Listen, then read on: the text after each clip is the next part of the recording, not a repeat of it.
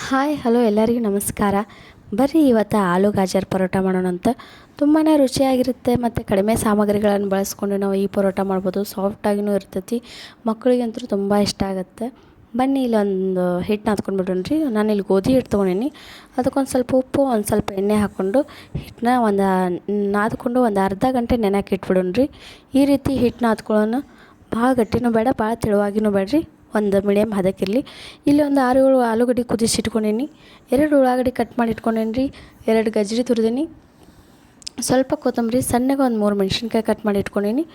ಒಂದು ಅರ್ಧ ಲಿಂಬೆಹಣ್ಣು ನಾನಿಲ್ಲಿ ತೊಗೊಂಡೀನಿ. 2 ಟೇಬಲ್ ಸ್ಪೂನ್ ಎಣ್ಣೆ ಹಾಕೋಣ. ಜೀರಿಗೆ, ಮೆಣಸಿನ್ಕಾಯಿ, ಕಟ್ ಮಾಡಿರೋಂಥ ಉಳ್ಳಾಗಡ್ಡಿ ಹಾಕ್ಕೊಂಡು ಇವಾಗ ಫ್ರೈ ಮಾಡ್ಕೊಂಡ್ಬಿಡ್ರಿ. ಸಾಫ್ಟ್ ಆಗೋವರೆಗೂ ನಾವು ಫ್ರೈ ಮಾಡ್ಕೊಂಡು, ಉಳ್ಳಾಗಡ್ಡಿನ ಭಾಳ ದೊಡ್ಡ ಕಟ್ ಮಾಡೋಕೆ ಹೋಗ್ಬೇಡಿ, ಸಣ್ಣಗೇ ಕಟ್ ಮಾಡಿ ಇಟ್ಕೊಳ್ರಿ. ಇವಾಗ ನಾವು ತುರಿದಂಥ ಗಜ್ಜರಿನೂ ಮಿಕ್ಸ್ ಮಾಡ್ಕೊಂಡ್ಬಿಡೋಣ್ರಿ. ರುಚಿಗೆ ತಕ್ಕಷ್ಟು ಉಪ್ಪು,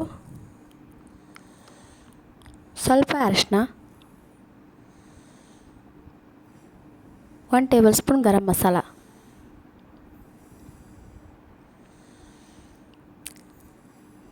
ಎಲ್ಲನೂ ಮಿಕ್ಸ್ ಮಾಡ್ಕೊಂಡ್ಬಿಡೋಣ. ತುಂಬಾ ರುಚಿಯಾಗಿರ್ತೈತಿ ಮತ್ತು ಸಖತ್ತಾಗಿರ್ತೈತಿ ರೀ. ಮಾಡಿ ನೋಡಿರಿ ಹೆಂಗೆ ಬರ್ತೈತೆ ಅಂತ ಹೇಳಿ. ಇವಾಗ ನಾನು ಆಲೂಗಡ್ಡೆ ಕುದಿಸಿಟ್ಕೊಂಡಿದ್ದೆನಲ್ಲ, ಇವನ್ನ ಸಿಪ್ಪಿ ಸೋಲೋದು ಫುಲ್ಲು ಸ್ಮ್ಯಾಶ್ ಮಾಡ್ಕೊಂಡ್ಬಿಡ್ರಿ. ಒಂದು ಸ್ವಲ್ಪ ಗಂಟು ಉಳಿಬಾರ್ದು, ಆಲೂಗಡ್ಡೆ ಗಂಟಾಗಿರಬಾರ್ದು, ಇಲ್ಲಾಂದರೆ ಪರೋಟ ಕಟ್ಟಾಗಿಬಿಡ್ತೈತಿ. ಈ ರೀತಿ ನೀವು ಆಲೂಗಡ್ಡೆನ ಸ್ಮ್ಯಾಶ್ ಮಾಡ್ಕೊರಿ. ಬರ್ರಿ ಇವಾಗ ಇದನ್ನೆಲ್ಲ ಮಿಕ್ಸ್ ಮಾಡ್ಕೊಂಡ್ಬಿಡೋಣ. ನೋಡಿ ನಾನು ಮಿಕ್ಸ್ ಮಾಡ್ಕೊಂಡಿನಿ.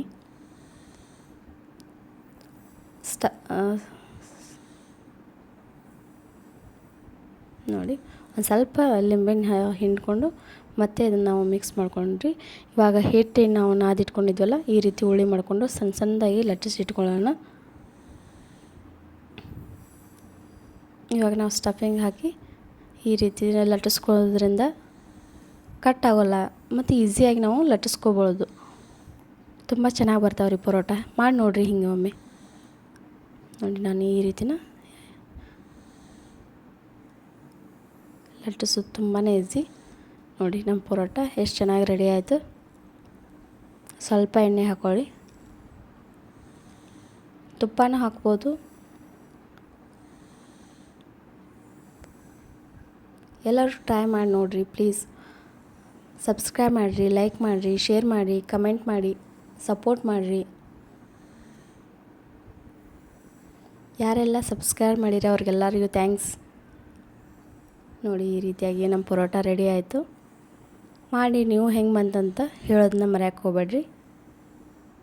Thank you.